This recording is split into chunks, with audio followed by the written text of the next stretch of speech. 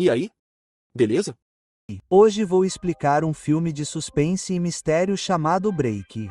Spoilers a seguir. Cuidado e tome cuidado. O filme começa com um homem chamado Jeremy acordando em um lugar escuro sem nenhuma lembrança de como chegou lá. Ele está trancado em uma área muito estreita e percebe um cronômetro na frente dele que mostra uma contagem regressiva de pouco mais de 3 minutos. Jeremy tenta várias vezes escapar, mas sem sucesso, pois não consegue nem se mover direito. Ele acha que é seu credor Morgan. Então ele pede ao homem que pare de fazer isso, pois já tem o dinheiro para pagá-lo de volta, mas ninguém o atende. E neste momento a contagem regressiva do cronômetro termina antes de iniciar um novo cronômetro de 4 minutos. Nesse momento, Jeremy ouve a voz de um homem frenético e logo encontra um rádio antigo perto de seus pés. Ele começa a se comunicar com o homem que se apresenta como Henry e afirma estar preso em um lugar estreito e com dificuldade para respirar. Henry também afirma que quebrou a mão tentando sair e também vê a contagem regressiva. Jeremy pergunta o número do cronômetro e logo percebe que a contagem regressiva deles está sincronizada. Eles também percebem que devem estar próximos um do outro porque o rádio antigo tem um alcance muito curto. Para descobrir como eles estão conectados,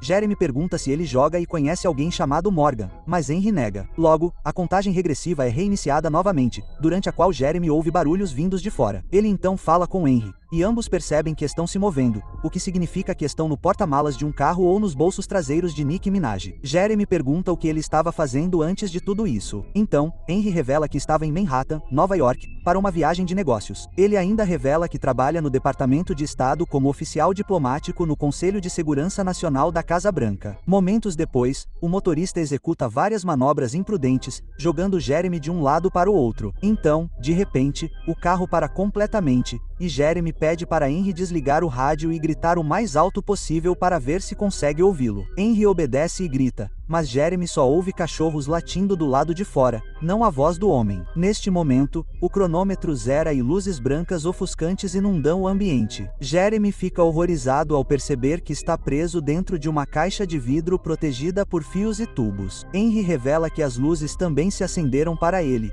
e que ele também está confinado em um recinto de vidro. Depois que as luzes se apagam, alguém desliza um cartão postal para Jeremy através de um tubo junto com uma lanterna. Jeremy usa a lanterna para inspecionar o cartão postal e percebe que ele contém uma foto da Casa Branca junto com uma mensagem na qual o sequestrador está perguntando sobre a localização de algo chamado roleta. Ele fica em choque quando de repente Henry começa a chamá-lo pelo nome. Jeremy desconfia porque ele nunca revelou seu nome a ele. Então Henry explica que recebeu um cartão postal com seu nome e que ele precisa fornecer algumas informações aos sequestradores para conseguir escapar. Com isso, Henry implora para que ele dê aos sequestradores o que eles querem, dizendo que sua esposa e filhos estão esperando em casa. Mas Jeremy se recusa. Em vez disso, ele duvida de Henry e se pergunta se foi ele quem orquestrou o sequestro. Mas Henry insiste freneticamente que é inocente e explica que está preso assim como Jeremy. Logo, o cronômetro chega a zero e começa outra contagem regressiva bem quando o veículo avança perigosamente. Momentos depois, Jeremy ouve o som de um caminhão na rodovia. Então, ele muda de canal no rádio, na esperança de se conectar com alguém. Felizmente, ele consegue falar com um homem que se apresenta como Bob. Jeremy explica freneticamente como está sendo mantido como refém dentro de um veículo, mas Bob presume que seja apenas um garoto pregando uma peça nele. No entanto, quando Jeremy insiste repetidamente que está dizendo a verdade, o homem finalmente concorda em ajudar. Brincalhões nunca mentem várias vezes seguidas. Jeremy então pede para Bob buzinar 3 vezes para que ele possa saber se ele está por perto e o homem concorda. Momentos depois, Jeremy ouve a buzina e percebe que Bob está perto. Ele pede para Bob descrever os veículos à frente e Bob relata que há vários carros. Jeremy então ouve o barulho de uma motocicleta e pergunta se Bob consegue avistar alguma motocicleta por perto. O homem confirma, e Jeremy afirma que seu veículo deve estar bem ao lado dela. Bob agora se move em direção ao veículo, mas infelizmente o sequestrador percebe isso e escapa da perseguição no momento em que o rádio fica mudo abruptamente. E Bob nem mesmo conseguiu anotar o número da placa porque acho que ele não sabe ler. Então, do nada, o veículo para completamente, depois o cronômetro zera e as luzes brancas ofuscantes acendem novamente. De repente, uma voz de mulher começa a falar pelo rádio e Jeremy fica chocado ao perceber que é sua esposa arranjada, Molly. Acontece que os sequestradores de alguma forma conseguiram contatá-la. Então Jeremy explica explica freneticamente sua situação para ela. No entanto, Molly fica furiosa porque ele não fala com ela há 3 meses e agora ele está ligando bêbado. Jeremy insiste que ele está falando a verdade. Então Molly acredita nele e especula que talvez Morgan o tenha sequestrado por não devolver seu dinheiro. No entanto, ele diz que é trabalho de outra pessoa e pede para ela verificar o telefone que ele deixou para emergências. Ele pede para ela encontrar o número de contato de seu colega Ben e a instruir a dizer a ele que o presidente está em perigo. Ao ouvir isso, Molly fica preocupada e começa a procurar o telefone. Mas, de repente, ela parece apavorada. Ela grita que há alguém na janela e a ligação termina abruptamente, deixando Jeremy extremamente ansioso. Ele ameaça seus captores para não tocarem em Molly e, após alguns gritos frenéticos, ele se acalma bem quando o veículo começa a se mover novamente. Pouco depois, um dos sequestradores finalmente atende a linha e se comunica com Jeremy. Pelo sotaque,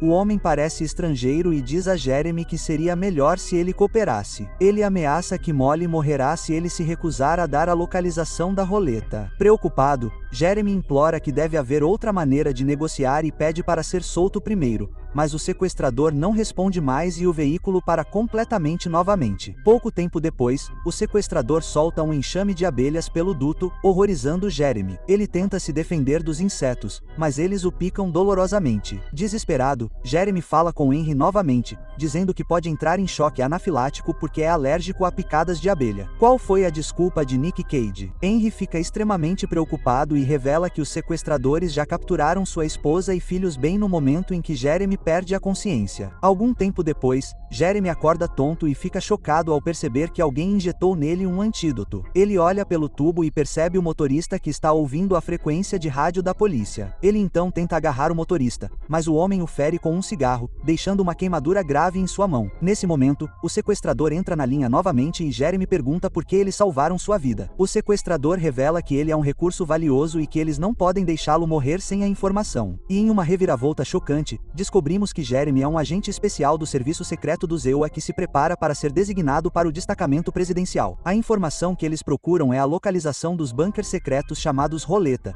usados pelo presidente e vice-presidente durante uma emergência nacional e trocados sem aviso prévio em dias aleatórios. A localização do bunker correto é conhecida por apenas um punhado de pessoas por vez, e Jeremy é uma delas. Depois, Jeremy liga para Henry e informa que ele ainda está vivo, pois os sequestradores o salvaram. Ele então pergunta o que sabe sobre roleta e Henry revela que há um refúgio subterrâneo onde o presidente e outros se escondem em caso de ataques a Washington. Jeremy ainda não confia totalmente nele e faz perguntas adicionais sobre o Departamento de Estado, as quais Henry responde corretamente. Pouco tempo depois, Jeremy ouve sirenes por perto e, enquanto escuta pelo tubo, percebe alguém discutindo. O sequestrador então avisa Jeremy para não fazer barulho ou Molly morrerá. Acontece que um policial os havia parado por exceder o limite de velocidade, mas o sequestrador consegue convencer o policial. Ele recebe um aviso e segue em frente, mas Jeremy percebe que não pode deixar isso passar e começa a gritar e bater. Felizmente, isso alerta os policiais e, enquanto o sequestrador tenta ir embora, um tiroteio intenso começa. Durante o caos, uma bala penetra no porta-malas e estilhaça a caixa de vidro. O sequestrador consegue matar os policiais e ir embora, durante o qual Jeremy perde a consciência. Algum tempo depois, Jeremy acorda e se vê sangrando na perna e sentindo dor. Acontece que um caco de vidro perfurou sua perna. Então, ele o remove dolorosamente e envolve o ferimento com sua camisa. Ele olha pelo tubo novamente e percebe o motorista deitado imóvel enquanto seu telefone toca em seu bolso. Jeremy consegue pegar o telefone e, ao atender a ligação, descobre que é outro sequestrador. O homem reconhece a voz de Jeremy e o avisa que eles estão com Molly e não hesitarão em matá-la se ele se recusar a cooperar. No entanto, Jeremy desliga a ligação e liga para Molly para ver se ela está bem, mas ela não atende o telefone. Depois disso, ele liga para o 190 e explica à operadora que está sendo mantido como refém em um carro. Quando questionado sobre como foi sequestrado, Jeremy revela que estava em Nova York e a última coisa de que se lembra é de sair de um restaurante. A operadora então rastreia sua localização e informa que ele está em algum lugar em Maryland, o que deixa Jeremy chocado. Ele percebe que os terroristas estão indo para Washington DC e planejando atacar o presidente. Ele então dá o endereço de sua esposa à operadora e implora para que eles vão até a casa dela imediatamente. imediatamente. Enquanto espera, Jeremy espia pelo buraco de bala e avista um cachorro, então tenta chamar sua atenção. O cachorro também o nota e, momentos depois, o dono do cachorro chega, que também ouve Jeremy gritando. Eles se aproximam do carro e Jeremy explica que foi feito refém e implora por ajuda. Ele até oferece dinheiro, mas o dono do cachorro afirma que não precisa de dinheiro e está disposto a ajudar. No entanto, quando ele se move para abrir o porta-malas do carro, outro sequestrador aparece de repente e atira implacavelmente no cachorro e no dono, deixando Jeremy horrorizado. Em seguida, Jeremy olha pelo tubo e percebe que outro homem assumiu o controle e deu partida no veículo. O cronômetro começa novamente com 30 minutos e logo Jeremy recebe uma ligação da operadora do 190. A mulher revela que eles foram até a casa de Molly, mas ela não estava lá e eles encontraram apenas um bilhete que dizia que Molly retornaria inteira se Jeremy cooperasse. Ela promete encontrar Jeremy, mas o homem frustrado desliga e fala com Henry. Henry em pânico revela que sua contagem regressiva agora está em 11 minutos, e Jeremy percebe que o tempo deles não está mais sincronizado. Sendo Henry ciente de que Jeremy dispõe de telefone, ele suplicou que ele ligasse à mulher e aos filhos para saber como iam. Jeremy concorda, mas quando Henry lhe diz o número, ele o ignora e liga para outra pessoa. Vá se ferrar, Henry. Ele liga para vários colegas do serviço secreto do ZEUA, mas todas vão para o correio de voz, o que ele acha muito estranho. Logo depois, ele ouve no rádio que houve uma forte explosão na sede da CIA, e a situação se tornou um caos.